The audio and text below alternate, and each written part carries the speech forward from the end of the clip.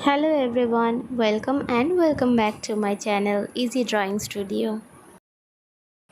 গতদিনকে আমি এই ছবিটা কিভাবে আঁকা হলো সেটা আপলোড করেছি। আশা করি তোমরা সেই ভিডিওটা দেখেছো।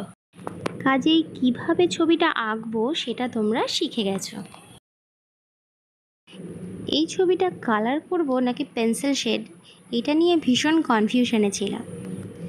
তারপরে ভাবলাম আগের ছবিটা যখন কালার করেছি তাহলে এই ছবিটা পেন্সিল শেডই করা যাক। যেই জায়গাগুলো আমরা বেশি ডার্ক দেখানোর চেষ্টা করছি বা পুরোটা ভরাট করছি সেই জায়গাগুলো আমরা 10B দিয়ে ভরাট করছি। বাকি যেগুলো আমরা সরু সরু দাগ দিচ্ছি সেগুলো আমরা প্রথমে 8B তারপরে 4B দিয়ে করছি। হেয়ার আমাদের প্রায় কমপ্লিট। এবার চলে আসি ফুলে। এখানে ফুল পাতা এগুলোর আউটলাইন আর একটু বেশি ডার্ক করেছি যাতে সেগুলো আরও বেশি প্রমিনেন্ট হয়ে যায়। ফুলের পাপড়ির ভেতরে শেডিং করে 2-3টে দাগ দিয়ে দিলাম, এতে ফুলটা আরও বেশি সুন্দর লাগবে।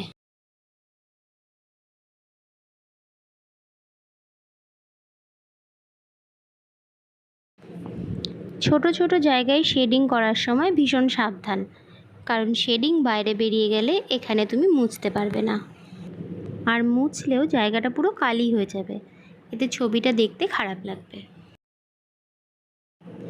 ছবি সুন্দর হলে সেই ছবিগুলোকে তোমরা বাঁধিয়ে রাখতে পারো, এমনকি কাউকে গিফটও করতে পারো।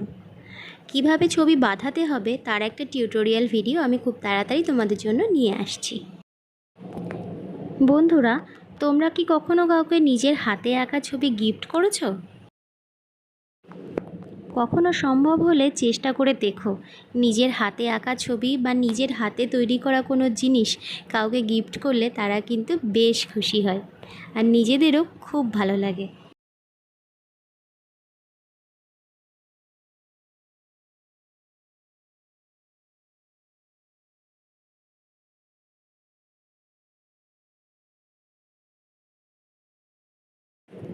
ফুলের তোড়াটা প্রায় কমপ্লিট হয়ে গেল। এবার চলে আসবো আমরা ফ্রকে।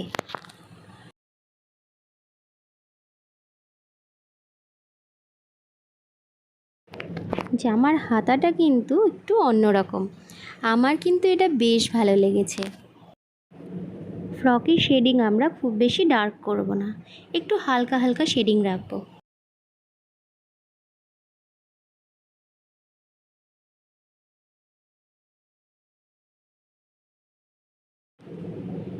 চোখের জন্য বাচ্চাটাকে আরও বেশি কিউট মনে হচ্ছে, সেই জন্য চোখটাকে আরও বেশি ফুটিয়ে তুলতে হবে।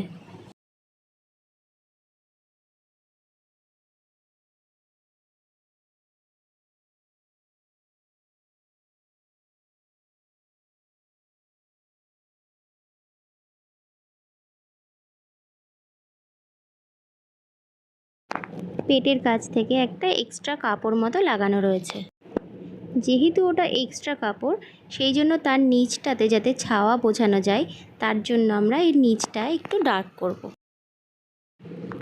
জামার ভাঁজ বোঝানোর জন্য কোথাও হালকা কোথাও ডার্ক শেড করলাম।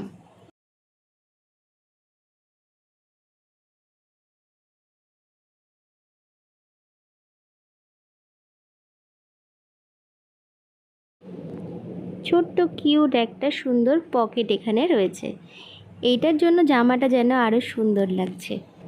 ছোটোবেলায় আমি এরকম পকেট লাগানো জামা ভীষণ পছন্দ করতাম, কারণ এর মধ্যে চকলেটস রেখে দেওয়া যেত আর যখন খুশি সেটা বার করে খেয়ে নিতাম।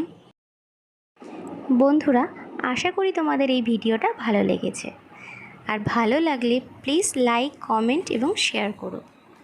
তোমাদের প্রতিটা কমেন্ট আমার কাছে ভীষণ মূল্যবান, এগুলো আমাকে নতুন নতুন ছবি আঁকার প্রেরণা যোগায়। প্রথম থেকেই তোমরা আমাকে ভীষণভাবে সঙ্গ দিয়ে চলেছ, তোমাদের প্রত্যেকের কাছে আমি ভীষণভাবে থ্যাঙ্কফুল। অনেক অনেক ধন্যবাদ তাদের সকলকে যারা আমাকে ভালোবেসে, আমার চ্যানেলকে ভালোবেসে আমাকে এভাবে সাপোর্ট করে চলেছ।